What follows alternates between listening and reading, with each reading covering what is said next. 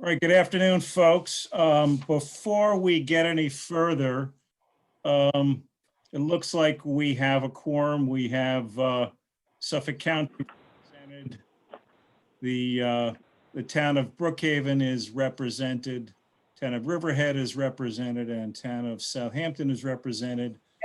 As you know, our chairwoman, Carrie Meek Gallagher, has resigned from the commission to accept a promotion to a higher position in Albany headquarters of DEC. So we currently do not have a regular chair, and I would ask the commission members right now if they would please consider making a motion, adopting a motion to designating me as the acting non-voting chair for this particular meeting. Make that motion. I'll second. Okay, motion by Supervisor Romaine, seconded by Supervisor Schneiderman. Can I have discussion on the motion? Sure. Statute's pretty clear that set up the Pine Barrens Commission that the governor should have a representative.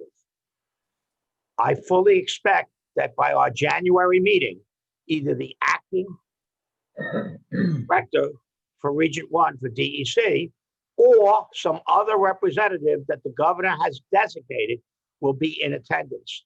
I do not expect this seat to stay vacant for any reason. I want to make that clear. Okay, thank you, Supervisor Romaine. Any other comments on the motion? Okay, we have a motion and a second. All in favor? All right. Any opposed? Any abstentions? Our motion's carried. Thank you. At this point, I would just like to ask folks to please stand for the Pledge of Allegiance.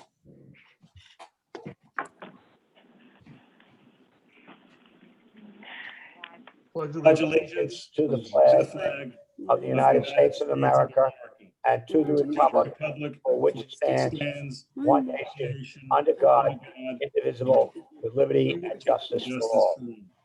Thank you. All right, I'm just going to read a brief statement regarding this meeting. So today is the December 16, 2020 meeting of the commission. My name is John Pavicic. I'm the executive director of the Central Pine Barrens Commission. So besides serving as the acting non-voting chair, I will also be serving as moderator for today's meeting. I'd just like to review a few information items and guidelines. For the record, a quorum is present and meeting minutes will be taken. The notice of this meeting followed the meetings law as amended by Governor's Executive Order 202.1 and as subsequently extended, which allows meetings to take place telephonically or through other similar services. Today's commission meeting will begin with the reading of public comments and approval of the minutes, followed by regular commission business as detailed on the agenda. In regard to the public, please note that members of the public may listen to and view the meeting. Public comments submitted up until 12 noon today will be read in during the public comments portion at the beginning of the agenda. And those received after that time will be at the end of the meeting. Commission members are asked to perform their voting on actions and resolutions via a roll call. All commission members are asked to clearly state their name when making a motion and clearly state their vote. When not speaking, please mute your microphone to limit background noise and prevent inadvertent disruptions and to hear speakers clearly. This meeting is being recorded in the Zoom application and will be posted on the commission's website for viewing and listening after the meeting. Please note that the chat window is enabled for troubleshooting and meeting minutes will also be prepared as is normal practice. Okay, so at this point, I think we are at the public comments portion of the meeting. And it appears that we have not received any public comments up until 12 noon. So then I would like to ask to move to the consideration of the minutes for the November 18th meeting. Those have been distributed to the commission members. Is there a motion? Motion to adopt the minutes as submitted. Motion by Supervisor Romaine. Is there a second? I second Yvette Aguirre. Supervisor Aguilar is a second. All commission members in favor? Any opposed? Any abstentions? The motion carries unanimously. Thank you. Okay, regard to the commission meeting schedule for 2021. So this will continue to be done virtually until determined to be otherwise. So a meeting schedule has been distributed with the first meeting of 2021 occurring on Wednesday, January 20th. And these are all scheduled for the traditional timeframe, which is the third Wednesday of every month. So you have that before you. Is there a motion to adopt the schedule as presented? I make a motion to adopt the schedule as presented for 2021. Thank you. Is there a second? Yes, I second Yvette Aguirre. Okay, Supervisor Aguilar, all in favor? Aye. Any opposed? Any abstentions? Okay, motion carries. Okay, and at this point, I would just like to introduce, we have a new administrative assistant. That is Angela. Her name is Angela Brown Walton. She joined us several weeks ago. And you'll see, folks, Angela is in our conference and waving. So welcome, Angela, and I hope folks will give Angela a warm welcome to the commission. And also at this point, we have a very important member of the commission, a person who's acted as the designated representative to the commission for the town of Brookhaven supervisor, who is retiring at the end of the month. And we have a certificate to present to her. It's an award of merit presented with great appreciation to Emily Pines, Brookhaven Town Chief of Staff. We have it displayed in honor and recognition of her leadership, dedication, and professional contributions as Commission designated representative from 2017 to 2020 in advancing the continued protection and preservation of the Central Pine Barrens. During her tenure, her considerable commitment, talent, expertise, especially in the area of jurisprudence, counsel, wisdom, perseverance, and support in the implementation of the Long Island Pine Barrens Protection Act and the Central Pine Barrens Comprehensive Land Use Plan have ensured the continued conservation and stewardship of this important region for future generations. Presented this day by the Central Pine Barrens Joint Planning and Policy Commission, December 16th, 2020. So thank you so much. Congratulations. For your service. Thank you. Had I known about this, John, had you told me, I would have worn something other than, my mask and my sweater, but thank you. That was very sweet. I love you. Congratulations. You're very welcome. Emily. Great job, Emily. Congratulations, Emily. Thank you. Emily's going to sit behind me. We're going to miss Emily. She did an excellent job Yeah. as my chief of staff. She was on top of everything, and she really helped me with the Pine Barrens, with my responsibility to the commission. And she will continue to be a representative to the Pine Barrens. And I will be naming her replacement on the 4th of January at our organization meeting. Fortunately, we have another very bright young person who is an attorney who's been in long practice with the town that will be succeeding her as chief of staff. But she did an excellent job, just a fabulous job. She is going to be missed. Thank you. Thank you again, Emily. Great job. I'm gonna miss you.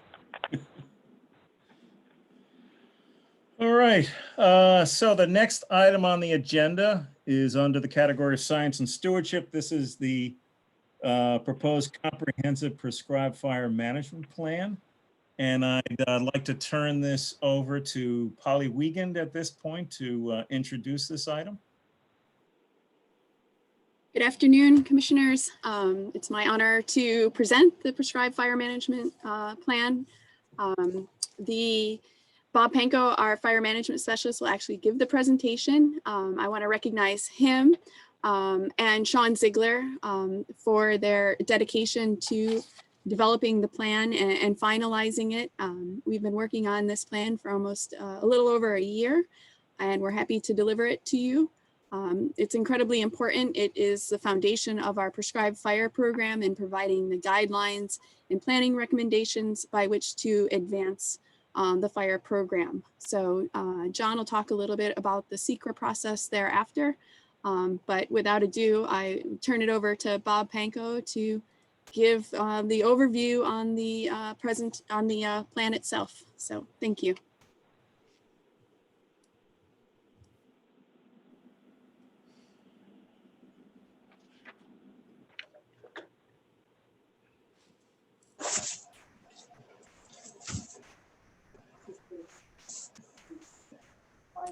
Yes. I read it briefly. So Bob, we can see your screen, but we can't hear you. So I don't know if you're. You're muted, Bob.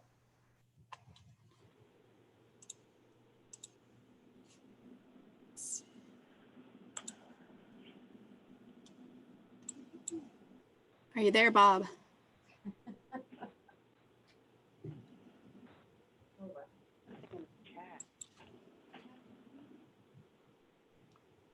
Oh, there we go.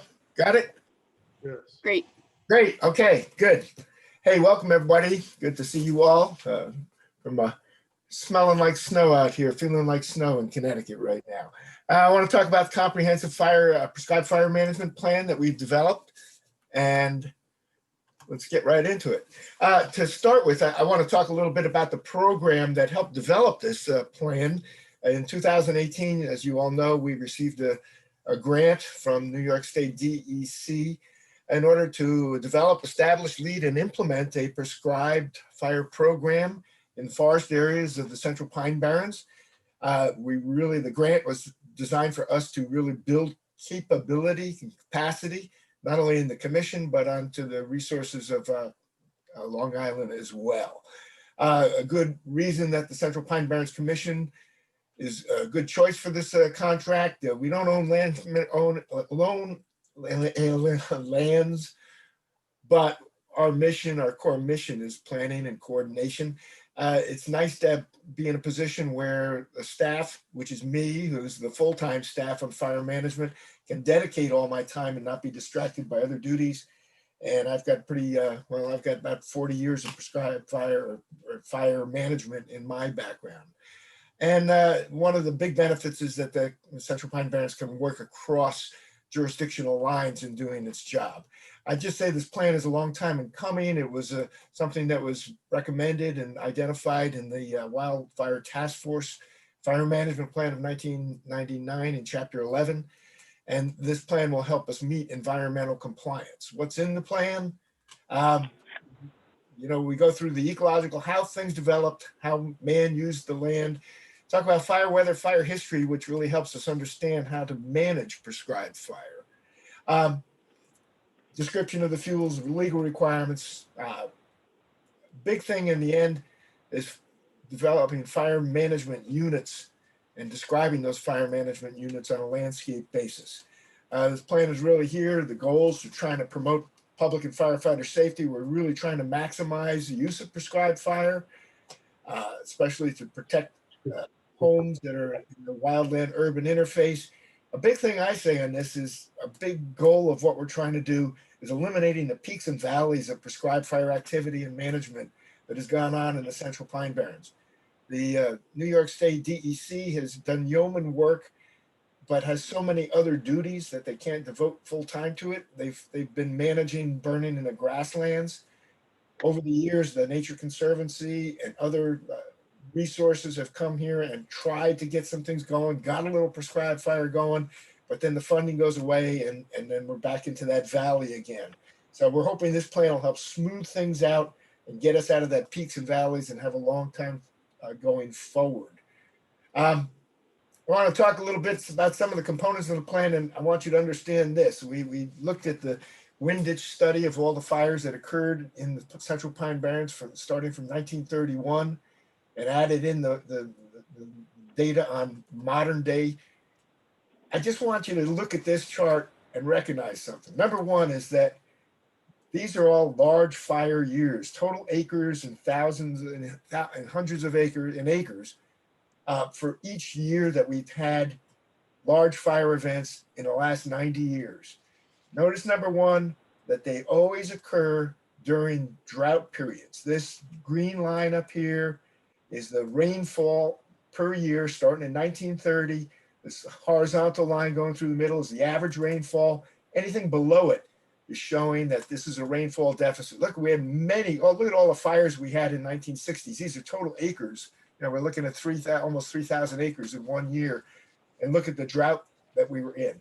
Look at the drought we were in 1995. I want to characterize that as an important fact that all fires are not the same. If you're going to have these large fires occur during drought cycles, sometimes second, third year into drought cycles.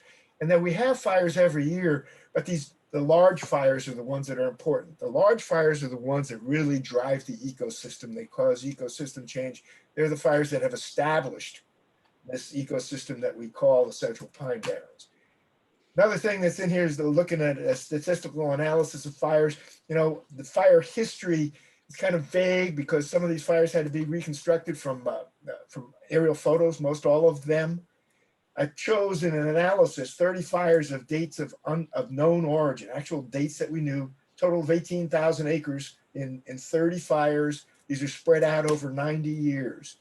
Important things to look at if you're managing a prescribed fire program. You can see here, April and May, 80% of the large fire ignitions occurred in April and May, but they accounted for 49% of the total acreage. Look over here in July and August. In 90 years, you had 5 major fires, 5 large fires that occurred in July and August, only 17% of the ignitions, but they almost counted for 50% of the ignitions. I want to characterize this.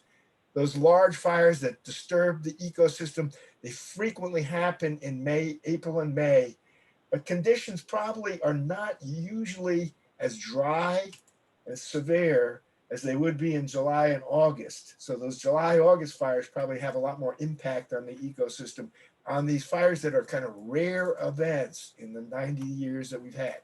I say rare events. This is one slide this is the take-home slide to me.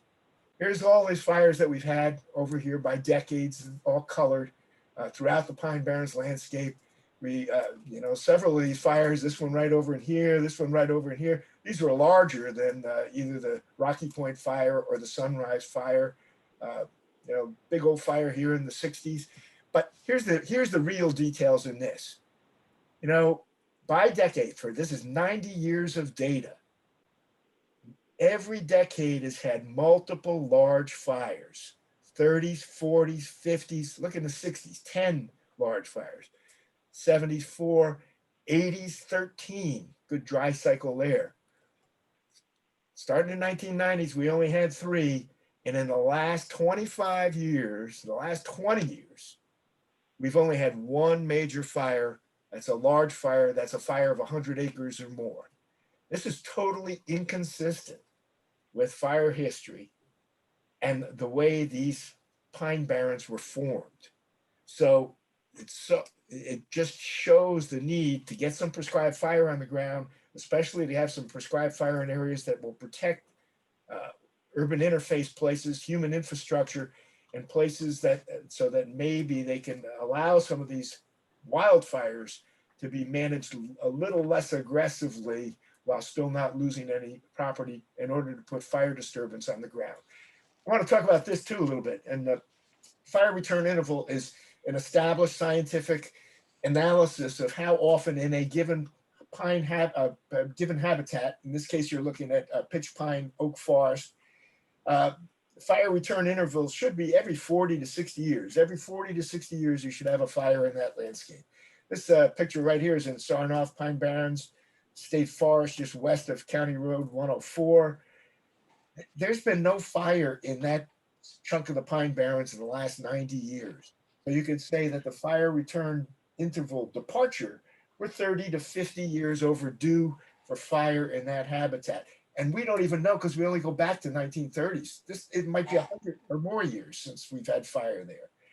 What's been going on is that the New York State DEC has been doing, because of southern pine beetle invasion control and other forest health work, they've been sitting out and masticating underneath these pines. So instead of this huge, incredible massive vegetation that and organic material that is built up underneath the pine overstory, they've opened it up to more savanna-like. This is places that we're planning to prescribe burn. They're ready for prescribed fire treatment. This is, if you look at this, this is the epitome of fuels management. People asked about, well, what about all these fires in California out west? This is fuels management at its best with this kind of treatment with follow-up prescribed fire. The other big need for prescribed fire, here you're looking at a place we are planning to burn south of Curran's Field, some other areas that have been treated mechanically. These subdivisions in here, these subdivisions right here that I'm putting a little arrow on right now, those areas, those subdivisions were built in the ashes of fires that occurred in the 1980s. So, I mean, it's just saying it's going to happen again. So we're going to be doing some prescribed fire work here in combination with the mechanical work to protect those urban interface, those subdivisions. Another thing is just this, lots of things showing up out here, invasive species and other indicators like the spread of the southern pine beetle that has really impacted forest health. So that's all reasons we need it. Our program, I would say our biggest part of our program was building this comprehensive fire management plan. We're writing prescribed burn plans because we have dedicated time to do that. We'll be establishing an equipment cache for future equipment and staffing up, and we'll be doing prescribed burning. Can't really do this here unless we have a good public outreach program. So we're certainly looking at that and looking to do it on the roadside of communities when we're ready to burn, as well as other ways that we'll be reaching them. A focus of our prescribed burn plan is to build a mosaic of unburned fuels on the landscape. We're not talking about burning broadcast ways. We're talking about putting pockets of fire, about burning patches in the middle of forests to help break a mosaic of fuel availability, which will reduce the threat to communities of wildfire, as well as increase the diversity for species. Talking about how we broke it down, we took the 106,000 acres of the Central Pine Barrens and broke it into 5 management units. The idea is to start thinking about fire management on a landscape basis, more than just a specific site basis.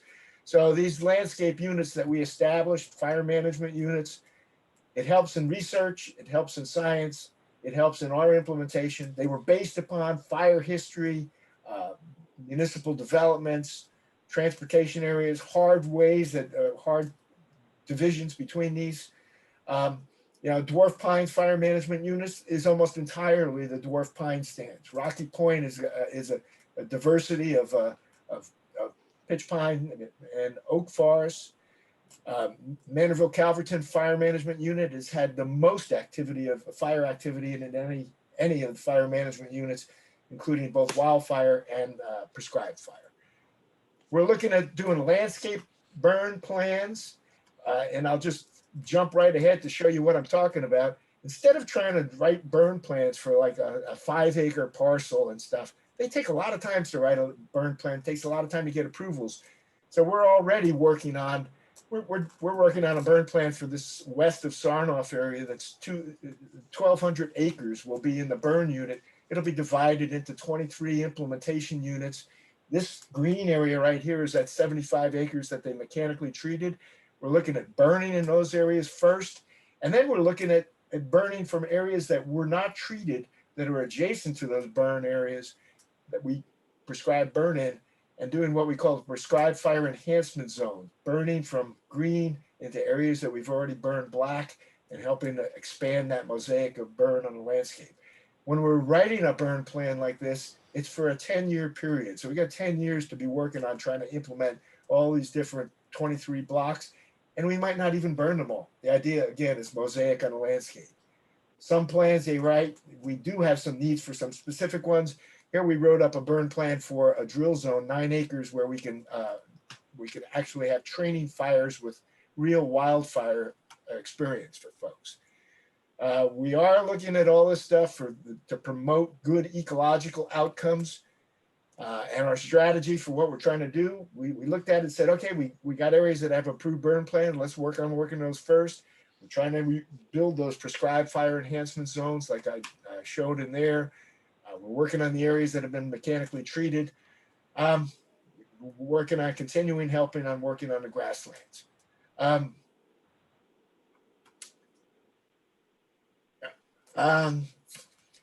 What are our novel approaches to what we're doing? We're looking in those mechanically treated areas. We're looking at some places not doing broadcast burns, but just making patches and black lining to reduce the wildfire threat. These prescribed fire enhancement zones, progressively burning against places that we've recently burned. We're trying to attack those areas that have been identified in the Community Wildfire Protection Plan that the Pine Barrens Commission sponsored and paid for. We're also looking at the idea about, okay, we had a bunch of wildfires in 2020. In the next couple of years, let's prescribe burn against the fire scars of those recent wildfires and try to have more fire on the landscape. And burning in unique ecosystems, places that are really needing some fire to maintain the unique character of the plants, flora and fauna that are out there.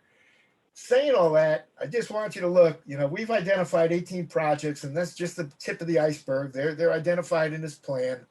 We're looking at those 18 projects total about 8,000 acres. That's only 7.5% of the total 106,000 acres. So it's not like we're going to be, making charred acres all over the landscape. We'll be lucky with our current staffing if we can burn 300 acres per year. That's really our goal.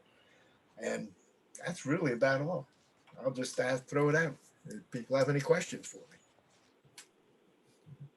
Thank you very much, Bob. Are there questions from members of the commission? Have we begun any of the burns? I know we've been talking about this for many years now. Have some areas already been initiated or not yet? We have not specifically been able to implement any burns yet. In part, the COVID hit any kind of program that was going on. We've really been looking at this as a pretty good, the last year has been a startup year. New York State DEC, we've assisted with them burning in grasslands, but we're working in real close coordination with New York DEC, all the divisions in there, the forestry division, as well as the forest protection, the rangers, and looking to try to get fire on the ground as soon as we can. Yeah, because I know we've talked about it for a while, and it's been pretty dry out there. It's been a long time now since the big fires, I guess maybe 30 years now or so. So it's probably long overdue. I'm just concerned that if we don't do it, we're going to end up with a bad situation on our hands. Right.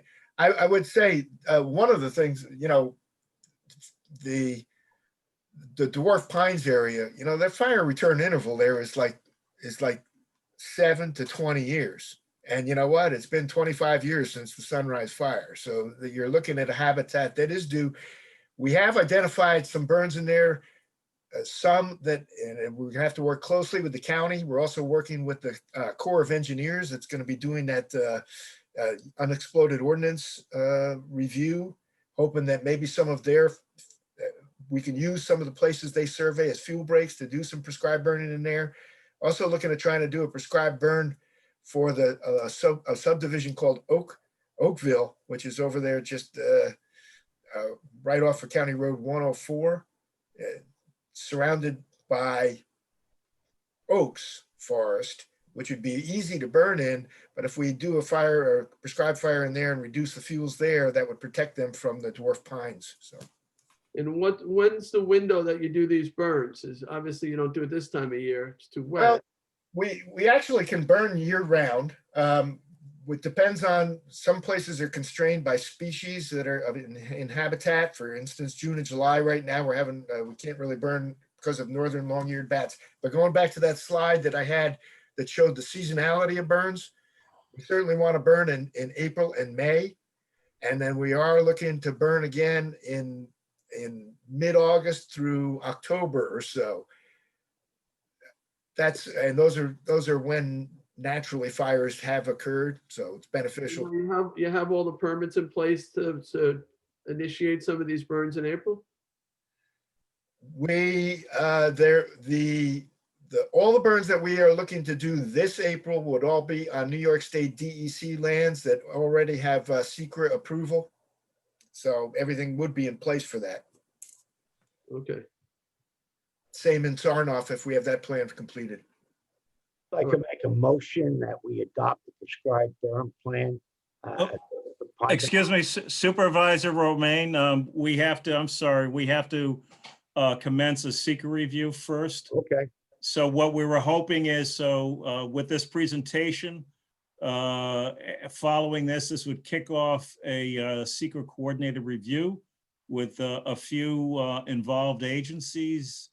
And at the conclusion of that coordinated review, we would bring this back to the commission. What we're planning on is in January to adopt a secret determination and then to adopt the plan. So what I would ask, if you would consider adopting making a motion to commence the secret review, coordinated review, and commence that process. absolutely. So move. Second. The second, I'm sorry, who was the second? Okay, Thank you Supervisor Schneiderman. All in favor? aye. Aye. Opposed? Motion carries. Thank you very much. So I've got a question for Bob before he moves on. Great presentation. But in the context of what we've been seeing out west and the readings that I've done, and just a layman in this regard, there has been a critique of how burns have been managed or lack thereof. So methodologically, how would you characterize the evolution of your approach over the course of the last 10 to 20 years in light of evolving thinking relative to managing these terrains?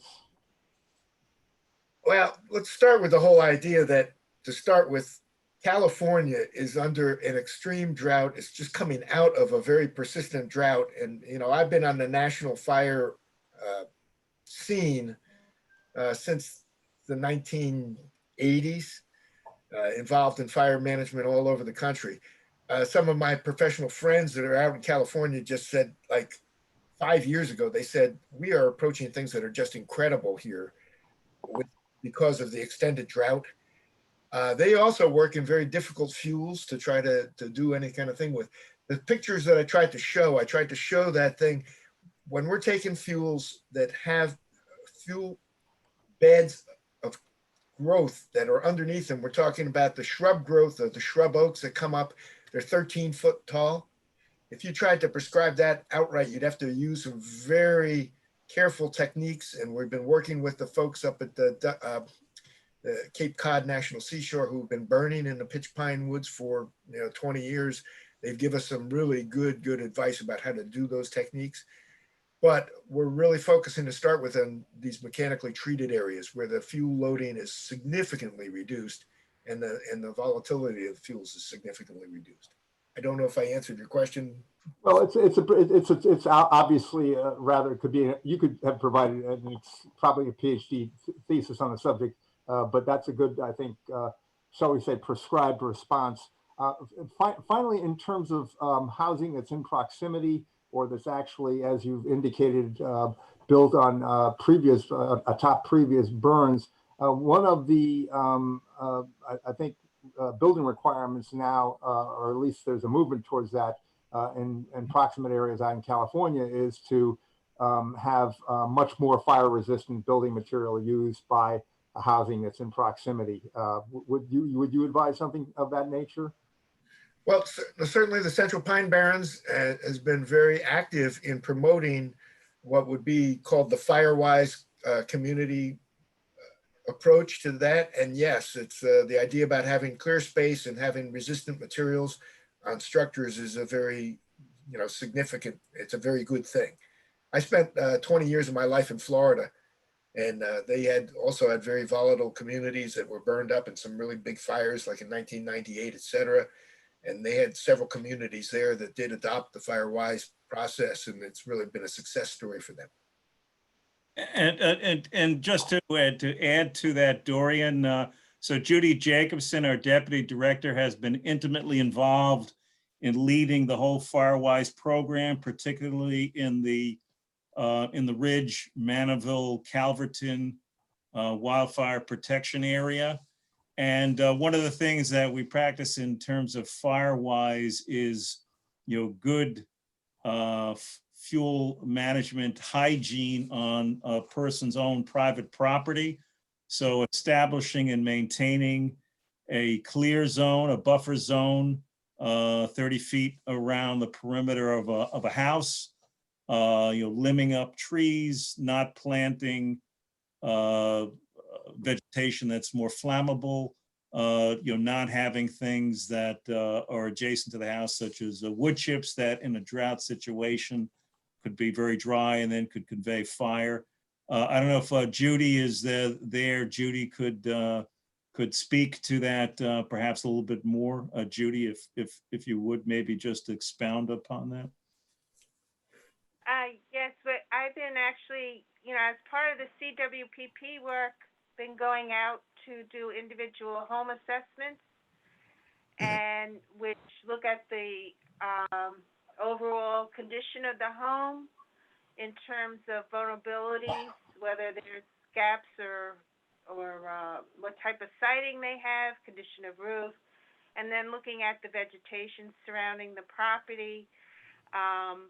From some of the trainings I've gone to, there's more of a movement toward the importance of homeowners hardening their home, using more fire-resistant materials, which ensures better protection than some of the management around the home in terms of reducing damage and loss. So we have been going out and promoting to the communities this information. We had a workshop in October that we provided through Zoom to individuals as to area residents and else in the CWPP and elsewhere on FireWise type initiatives and how to assess their homes and what measures they can take. So one follow-up question, then I'll let it go. We know that flood insurance rates are clearly driving up mitigation measures for proximate housing to coastal areas. Do you see or have you heard whether fire insurance rates, home insurance fire rates for homes in proximity are behaving in a comparable way?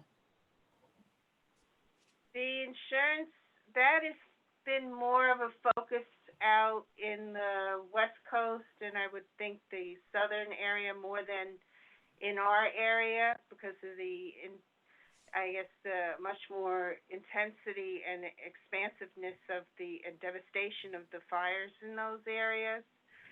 I have not heard as much in our area where there are insurance companies out in the Western Coast area that won't insure certain homes if they don't take specific precautions that they require related to sort of FireWise initiatives to help mitigate or protect their home better from wildfire.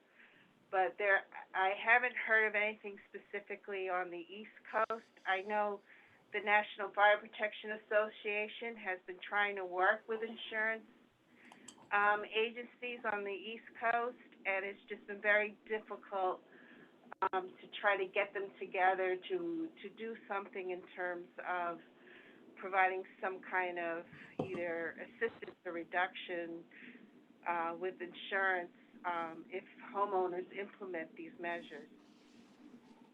Thank you, Judy. I would just like to interject very briefly that, you know, when we're developing prescribed burns, the first thing you do is you go to the site and you look at the risks that are out there.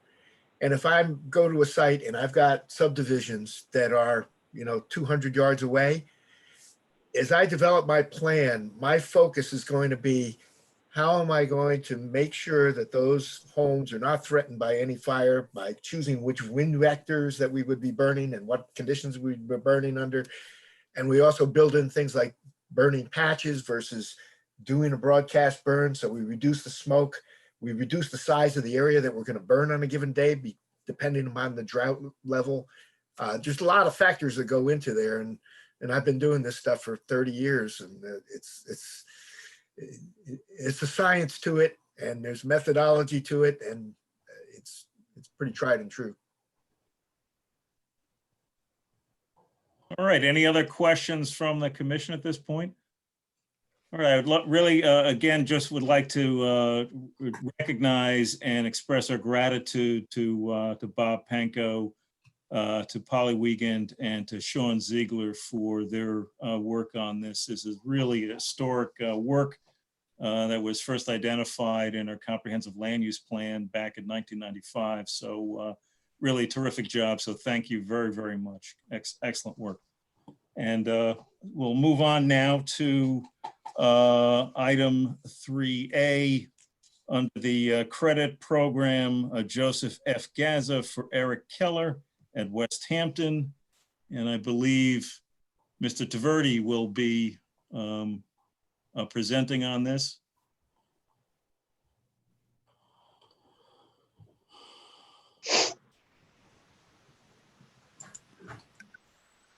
Jerry? Good afternoon. Do you hear me well? Yes. Yes. Yep. Thank you. So this is the issue about the parcel size discrepancy that sometimes occur when we're trying to calculate Pine Barrens credits allocation. At the March 2006 clearinghouse meeting, board members had a discussion about this issue and established methodology for determining a parcel size, which follows that commission staff should use tax bill acreage unless a current survey is presented by an applicant. In 2018, we issued letter of interpretation to the applicant, Eric Keller, for parcels number 903, 34, 335. The property is located in West Hampton Hamlet, town of Southampton. The survey was not provided by Mr. Keller at the time, and therefore we used a tax bill acreage, which is 0.48 acres. As per section 6.7.3 of the land use plan, after LOI is issued, an applicant has a right to appeal the allocation within 30 days time frame. The commission did not receive such a request. Instead, Mr. Keller decided to proceed with the credit certificate application. And in March 2019, an easement was recorded, and in April 2019, the credit certificate was issued in the amount of 0.1 credit. And in May 2019, that certificate was conveyed to Blair Catherine Gaza. In September 2020, the Commission received a request from Mr. Gaza as attorney for Eric Keller to increase the subject parcel's credit allocation from 0.1 to 0.15 on a basis that more accurate size of the property as per Suffolk County Tax Map book is 0.71 instead of 0.48 acres. Since Mr. Keller did not file an appeal at the appropriate time, and the conservation easement is already recorded, we believe we cannot change the subject parcel's allocation at this point. And I think we drafted the resolution for you to review and to approve. Thank you. If you have any questions about it.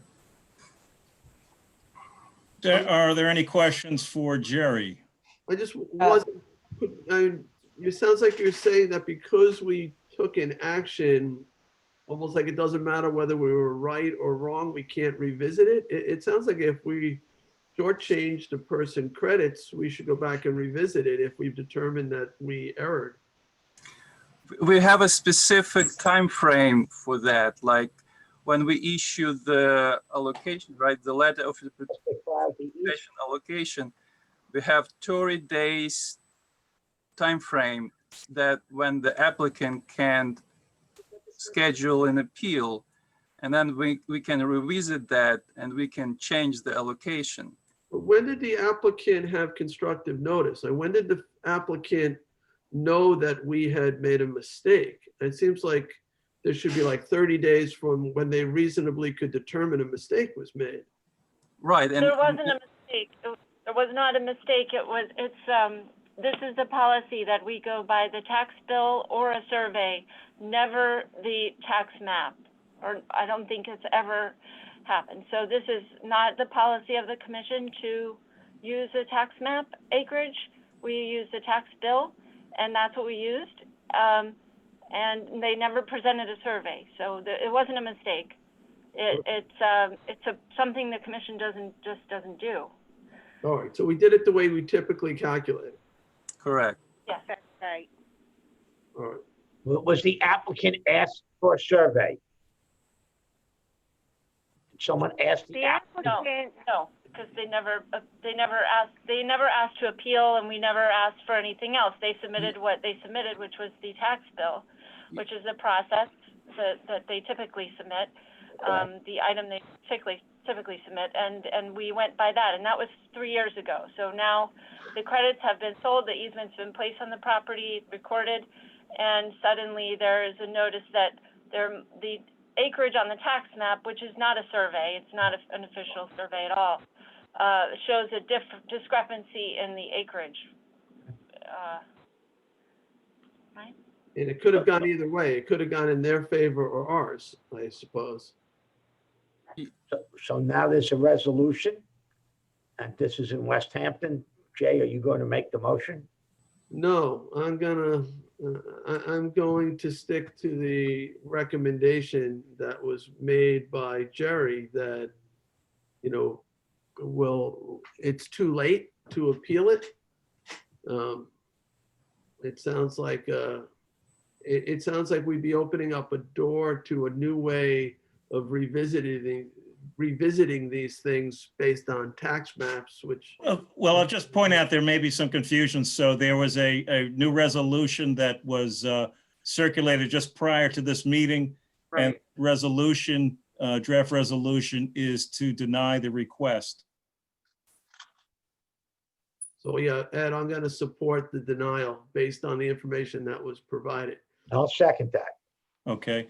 All those in favor? Aye. Any opposed? I oppose. I concur with Jay.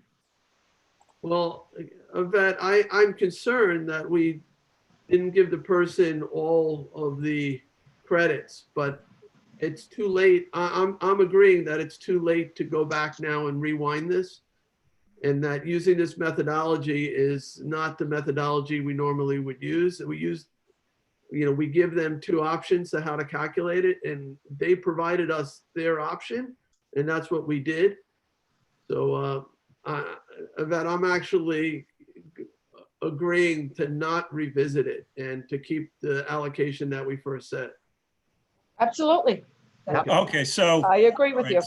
All right, so that sounds like, so just to clarify, Supervisor Aguiar, you're in support of the resolution? To deny. To To deny? deny, absolutely. Yes, okay. All right, so there's 4 votes in favor of the resolution to deny, no votes against, no abstentions. The motion carries. Thank you. Okay, the next item on the agenda is in regard to Quogue Wildlife Refuge. Ms. Hargrave, would you please brief us on this matter? Thank you. Thank you. There's a summary of this proposal in the e-packet.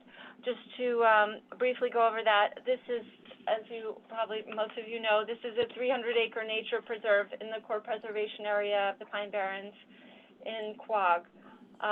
There's an existing 3,000 square foot nature center, residence, wildlife shelters, trails, and other natural outdoors facilities. This nature center was built around the 1970s. The proposal that Quogue has presented to the commission has 3 major separate elements.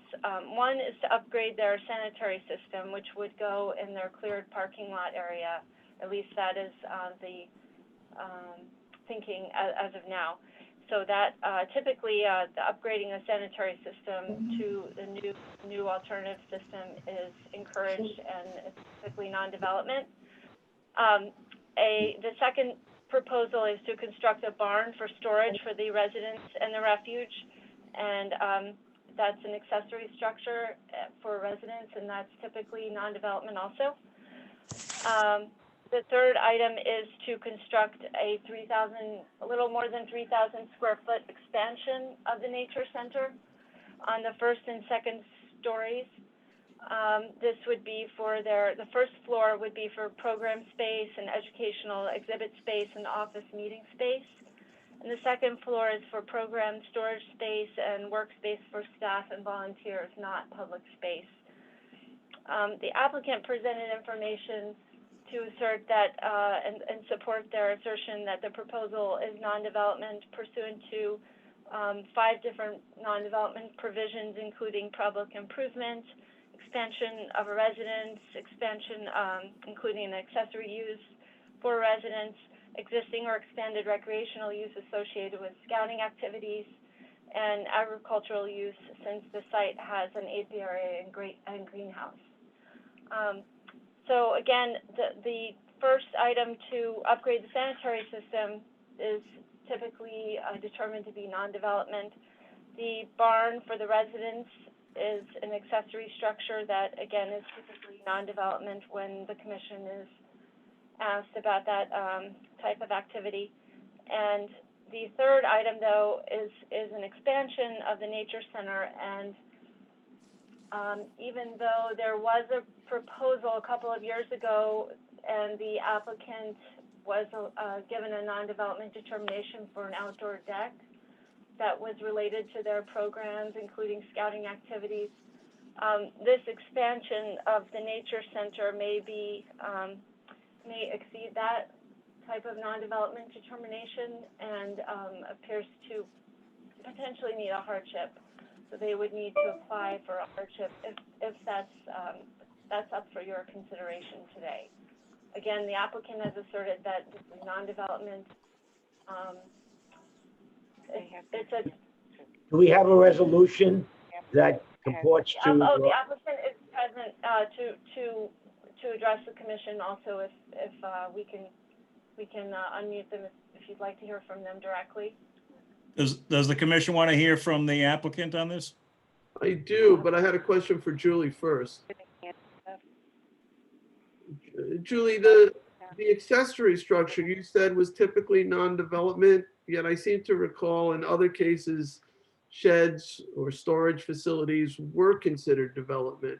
Where did you determine that the shed was not development? Oh, well, if it's a storage, like a commercial storage facility, you know, starting from scratch, just generally, that would be development most likely. But this is, no, normally for residential accessory structures are non-development, even in the core. That's what the act. All right, and this is not exactly residential though, right? It's a nature center?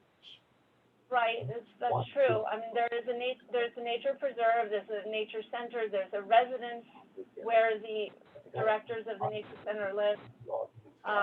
So this storage structure, shed, a barn would be to house materials for the nature center and also for the residents. So Now, yeah, wasn't the addition to the structure also for storage? I want Rich to get home safely. Dormer? oh, the expansion of the nature center. Yeah. Yes, it is partially for storage and partially programs, you know, I mean, the storage is related to their program activities, but it is storage. It's not, you know, where necessarily not all of it would be used for programs, but. So they could in a instead, tangential way, but so if they, instead of doing dormer, did another shed, that would be non-development for the storage. But for the programming, we did the deck a few years ago.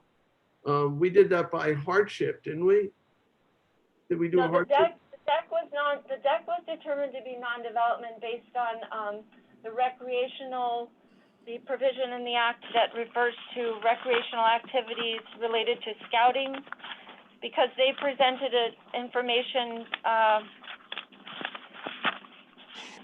It says existing or expanded recreational use consistent with the purposes of this article, including scouting activities, the maintenance or expansion of facilities associated with or necessary for such scouting activities, including but not limited to the addition, modification, expansion, or replacement of structures necessary for such activities, and such clearing as may be reasonably required for the maintenance or expansion of scouting activities.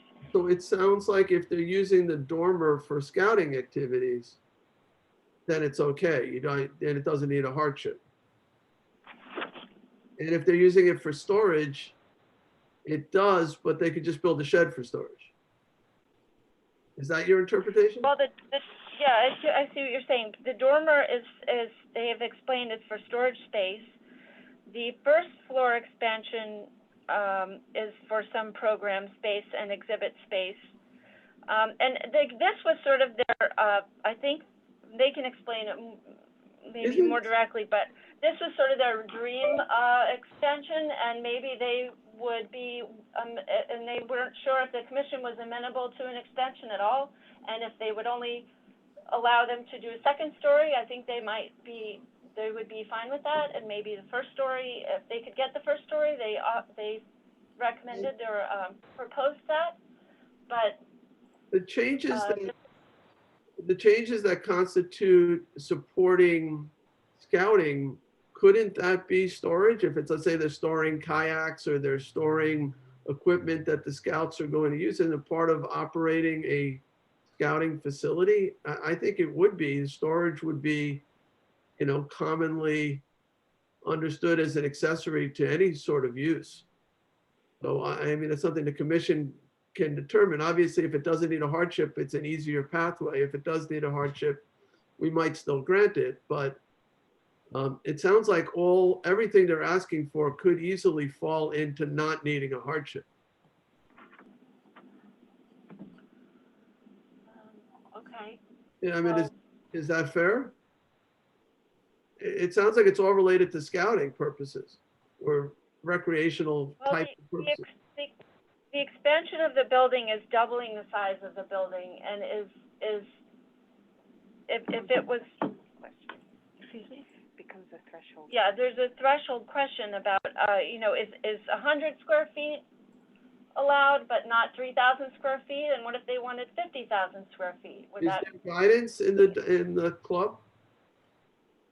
excuse me, is there a threshold in the club? No. In the plan or the act? No.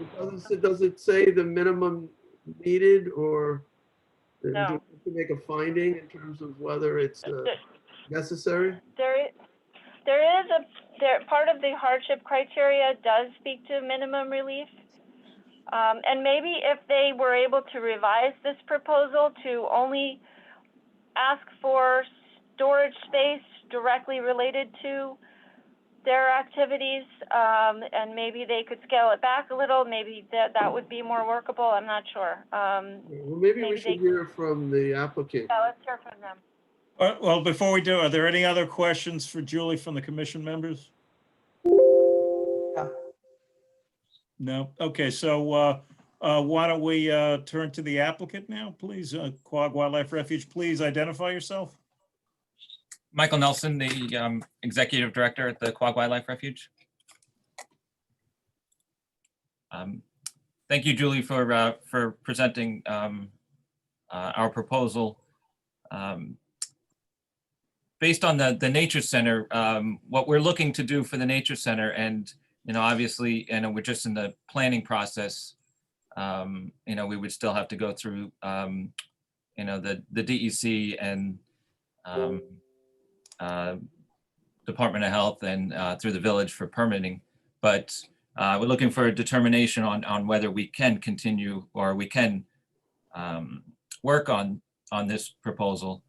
But the ideal situation, the building was built in the 70s, and we've had increased visitation, a lot more scouting programs and educational programs throughout the year. The goal would be to, the ideal proposal would be to expand on the first floor.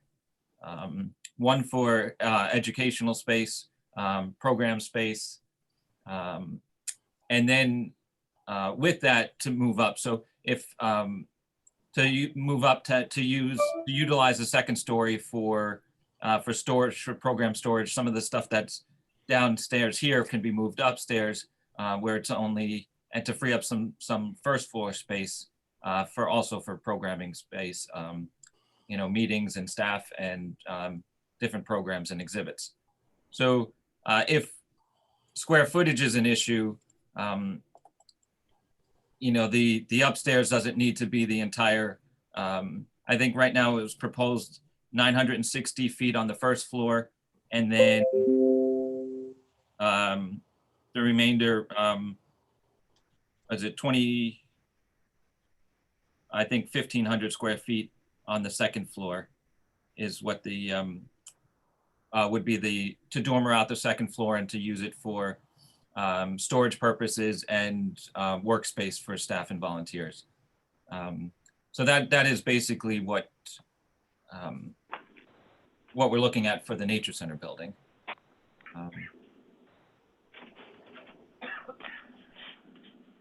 Are there any questions for Mr. Nelson from the commission?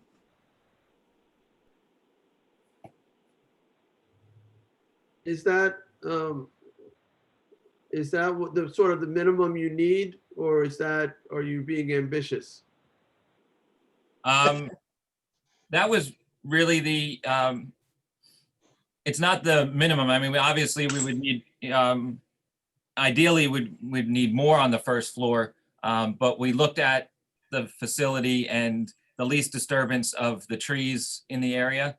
And with that proposal, we would be disturbing, I believe, I had it down in the proposal, but I believe it's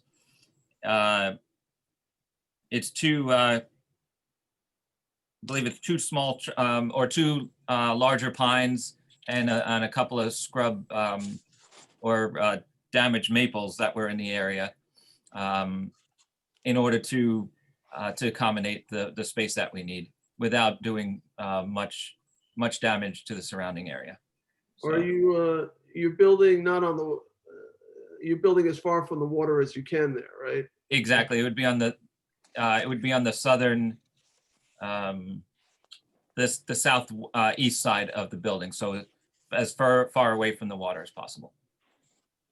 Right.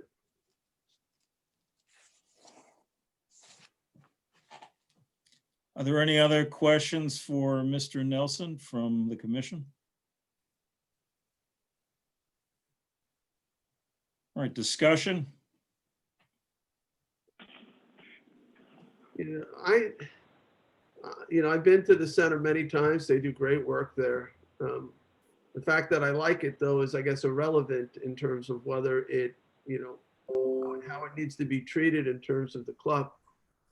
It sounds to me though that it does not need a hardship waiver because it is, primarily for scouting. I think we could treat it like we did the deck. And it does, the 900 square feet roughly on the ground floor does not seem unreasonable, knowing how heavily used this is. And they're building, as on the section of the building furthest from the water.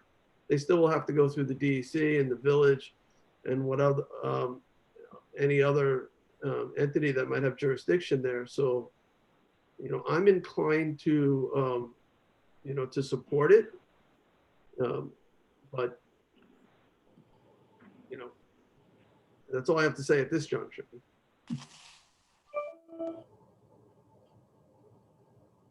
Just in regard to the use, we have had, or the commission has had, proposals from animal shelters and other, people doing great work. It's not it's not about the use really. Does it meet one of these development thresholds of material increase in intensity of use, commencement of excavation, material alteration of grade or vegetation? But isn't there a carve out though for scouting, you said? There is, but Right, the animal shelter is not scouting.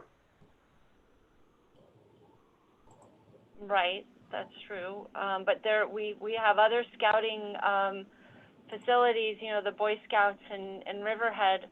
If they said they wanted to build a large, and they have an easement, so it's a little bit different, but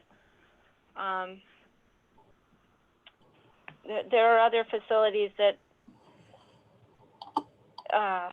have scouting activities where this could be a precedent-setting item. And like you said, if this was required to get a hardship, the expansion of the nature center part, it's not, the commission's not saying that they would deny it or approve it. It just, they would need to make the case for a hardship. If that's how you. I think where you'd have to determine somehow though that it wasn't scouting before you made them come in for a hardship. Well, is the storage of equipment scouting? And can we really tie this 3,000 square feet or 2,400 square feet directly to scouting activities? Is it? Well, is it, Julie, can you just clarify, is Quag's operation devoted exclusively to scouting, or is that one component, or is it of what, or is it recreation? That's correct. It is one component. They have presented in their letter that they do scouting programs, including hikes for Boy and Girl Scout troops, and other scout programs, but they also have other educational programs not related to scouting, and also offer, passive recreational hiking opportunities on the nature reserve. So it is not their only mission, but it is, as they have presented, a large part of it, merit badges, naturalist badges for scouts. It's basically a nature center, but they Right. do scouting activity. But the idea behind scouting, I think, is very similar to the other things that they're doing there that are non-scouting. It's the same type of thing without the scouting, the Boy Scout, imprimatur.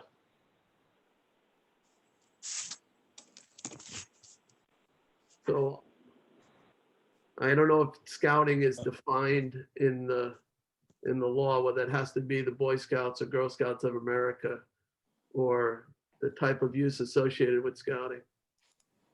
I think Supervisor Romaine would like to speak. Can we unmute him, please?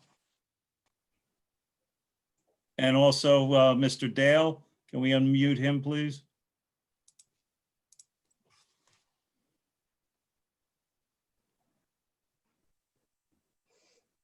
Supervisor Romaine, I think you're unmuted. Thank you. I'd simply say, we know the rules of the Pine Barrens Commission. It's not about the worth of any organization. Wildlife does excellent work. So I think there's a resolution. If there isn't, we should be approving the first and second request. And the third request should be submitted by the applicant as a hardship.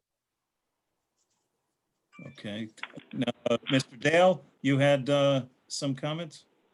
No, I'm just absorbing. Okay. All right. So what's the feeling of the commission to Well, can I ask my colleague from Brookhaven, to get to be a hardship, you'd have to determine it wasn't scouting. Have you made that determination? Ed? I think the expansion of the center constitutes, under rules that have been previously adopted, development. I think the first and second requests are absolutely something that we should approve. The third request, we shouldn't reject. We should suggest, in fact, that a hardship application be made. And I think the board would take that under serious consideration. Is it different than the deck we approved? Which we did not do as a hardship, but.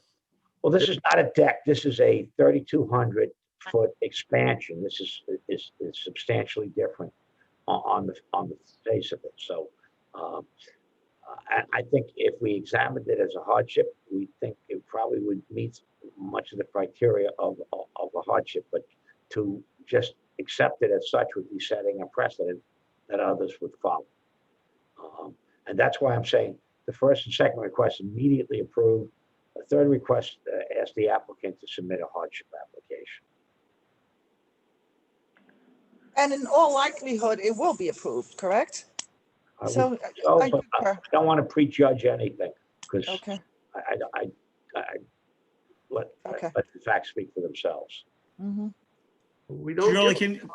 Julie, can you just reiterate for us what aspect it appears might require a hardship and which ones may not? Yes, the expansion,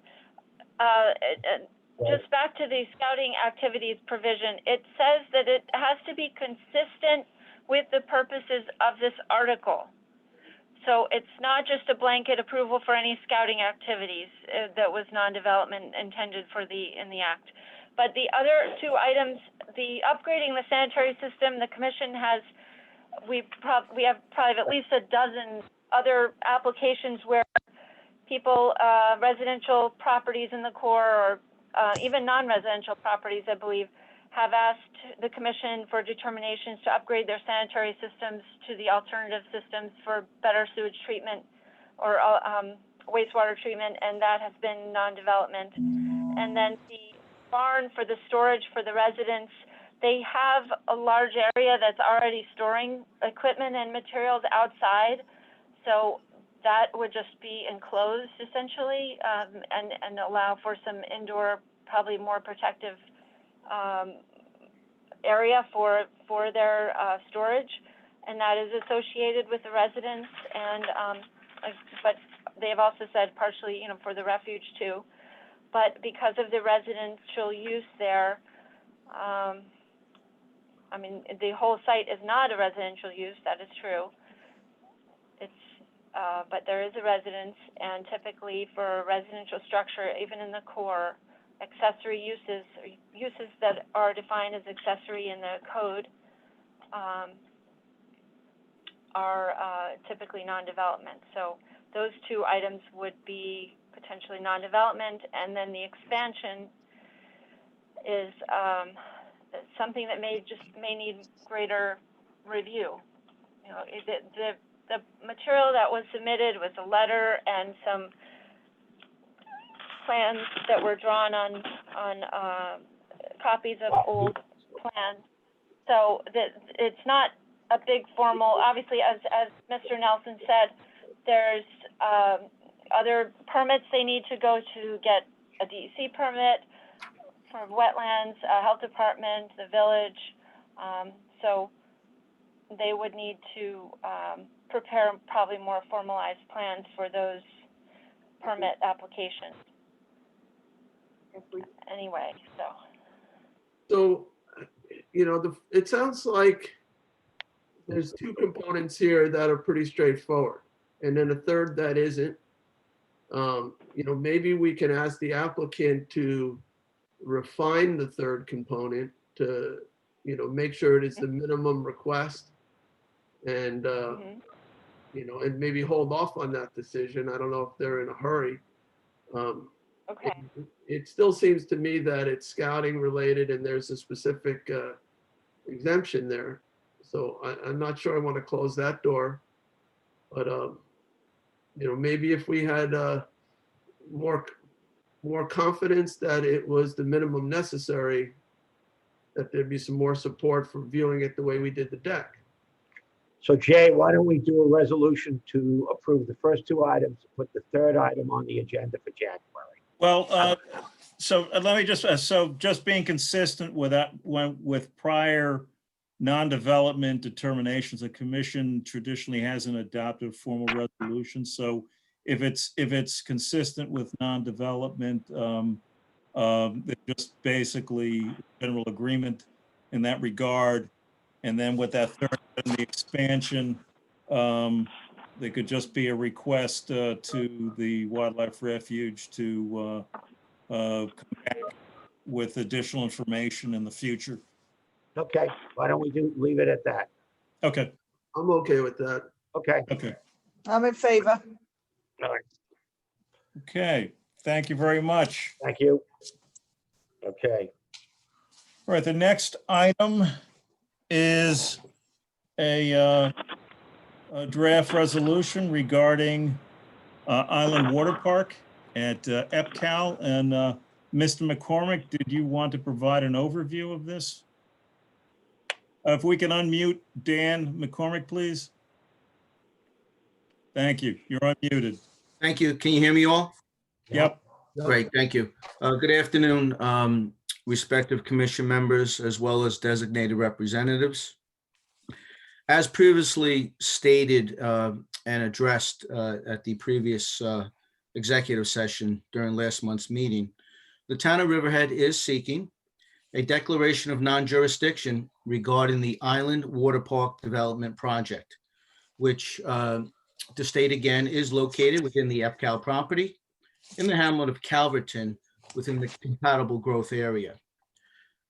Section 9.2 of the Comprehensive Land Use Plan, as originally enacted back in 1995, states that economic development within the lands of the EPCAL project and property is deemed a public improvement such that it is non-development within all sections of the Pine Barrens Protection Act. And therefore, most importantly, the commission lacks jurisdiction, review jurisdiction of such projects within that particular area. Island Water Park is such a project, as will be further demonstrated in a presentation by Commissioner Aguiar.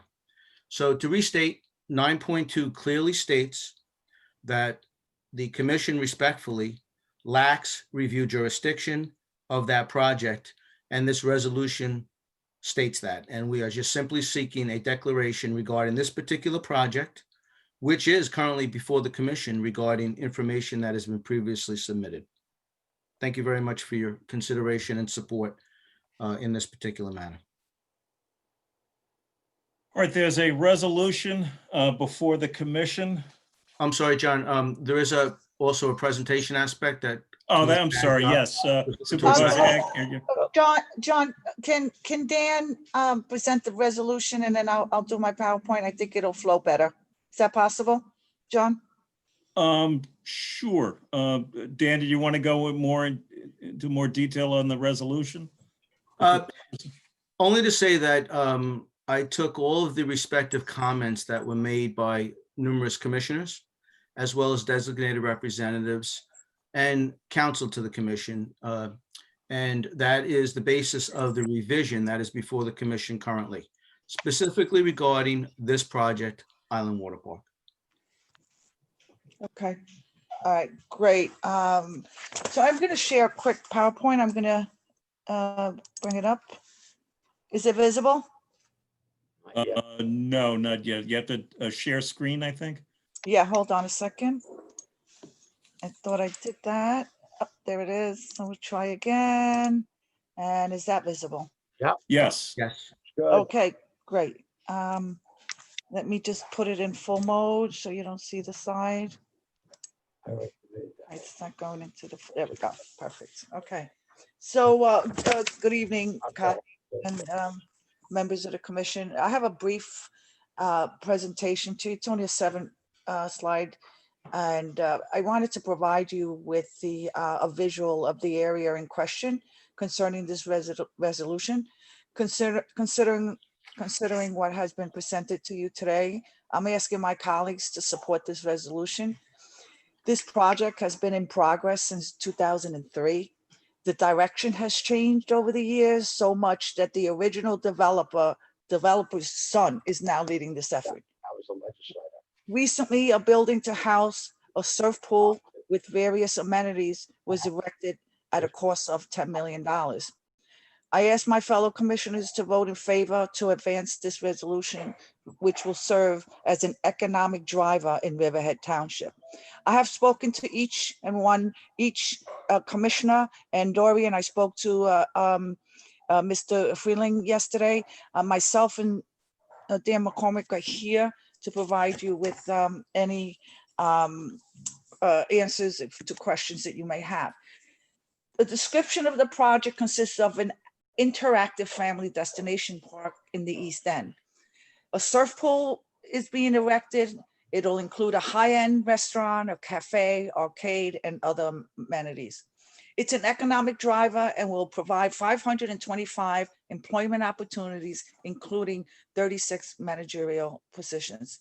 Developed to provide a symbiotic relationship between the community and the partnerships with surrounding hotels, retail, and restaurant. Course is intended to be family friendly. This is the location. This is the building, a rendition of the building. And as you can see on the right quadrant, you'll see what looks like possibly a garage door. Inside, there's in progress a surf pool being erected. This is the internal part. It only consists of 5 inches. It's not a huge amount of depth and water.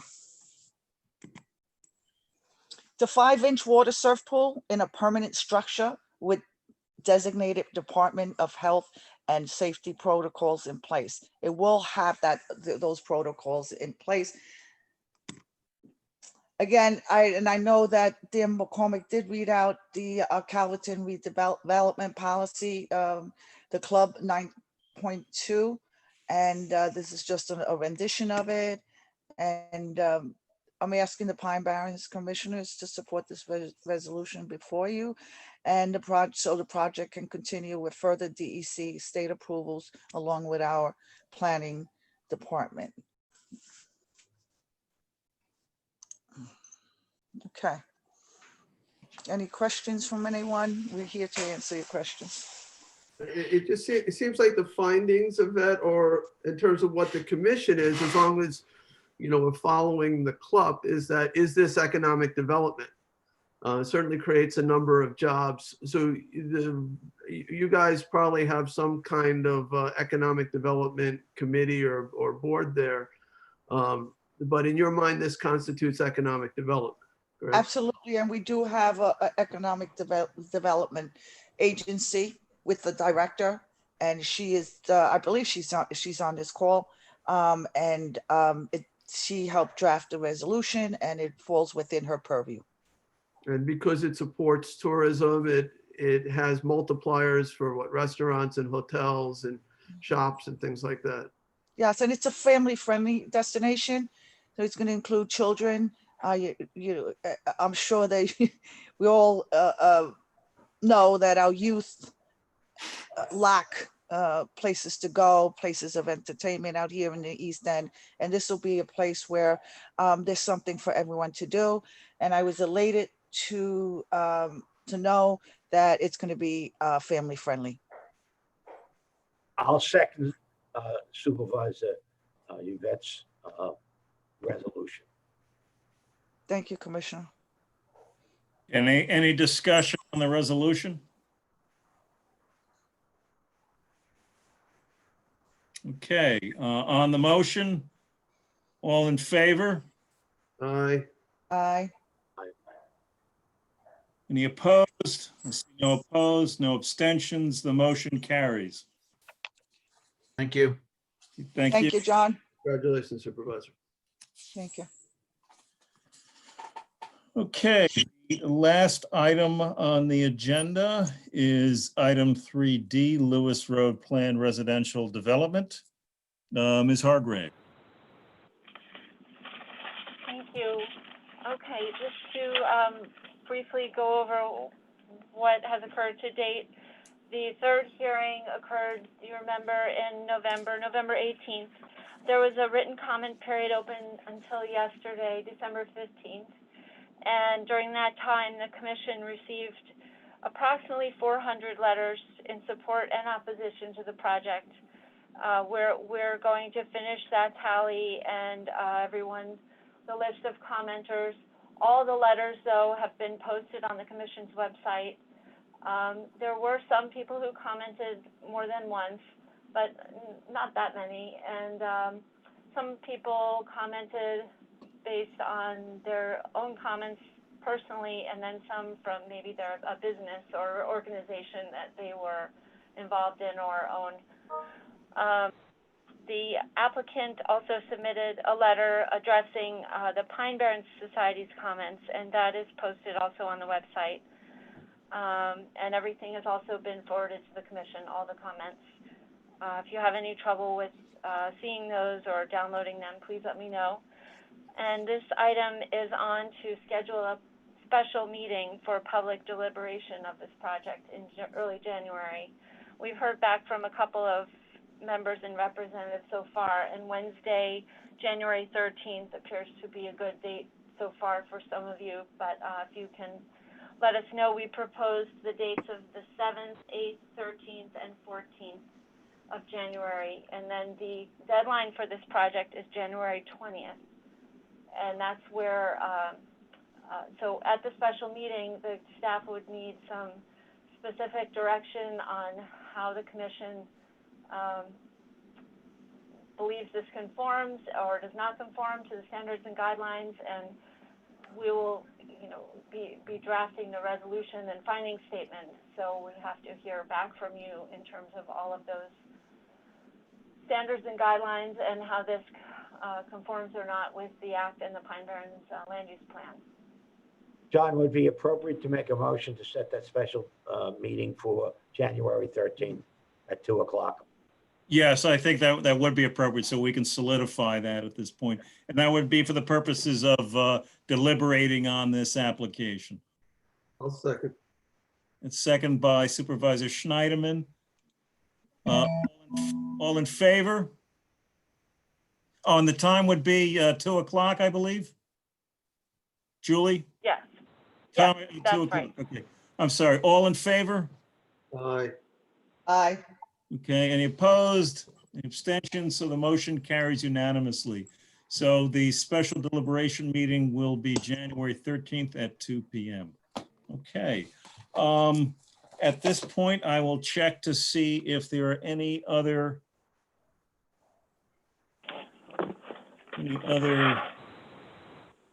comments. And we have no other public comments. I believe that's the end of the regular business of the commission. We do have a need to go into a brief executive session, advisory session. So, and I don't believe we need to come out of that and go back into regular session. So is there a motion to both adjourn the regular meeting and go into executive session, not come back out? I A so motion. moved, but I want to wish everyone a very Merry Christmas, Happy Hanukkah, and most importantly, Happy New Year, because next year has to be better than this one. It sure will. We have hope, Ed. Everyone Thank you so enjoy it. much. Be So safe. I moved your resolution. Thank you. Is there a second? I'll second it, but I'm not seeing the dial-in information. I don't seem to have it, so. We'll get that I'll go- around to you. I'll forward it. So Julie will recirculate that to everybody right now. Okay. And we're commencing in 15, 20 minutes. No, right away, we want to get. Right, usually right away, so. Okay, the right away. next- So send that out. Yep, Okay. the next 5 minutes, so. All right, we'll be Julie on. will recirculate that to everybody. Okay, Okay. favor, Aye. Aye. opposed, motion is carried. Thank you very much. The meeting is adjourned. Happy Thank holiday. you. Executive session. Thank you.